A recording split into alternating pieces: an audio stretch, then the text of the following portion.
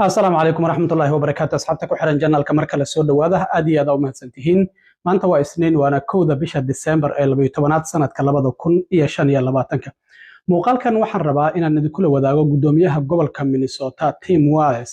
ayaa Soomaalida gobolka Minnesota waxa uu ka difaacay eedeymihii kala duwanaa ee madaxweyne Trump uu u soo jeedinayay maalmihii la soo dhaafay haddaba maxay yihiin hadallada uu ku difaacay gudoomiyaha gobolka Minnesota Soomaalida gobolkaasi degan iyadoo gobolka ugu badan oo Soomaalidu ay degan tahayna uu yahay gobolka Minnesota guud ahaan wadankan Mareykanka arrimahaas ayaan idin la wadaagayaa balse marka hore soo dhawaada in madaxweyne Trump maalmihii u dambeeyay eedeymo kala duwan oo u soo jeedinayay bulshada Soomaaliyeed ee ku nool guud ahaan wadanka Mareykanka gaar ahaan midda ku nool gobolka Minnesota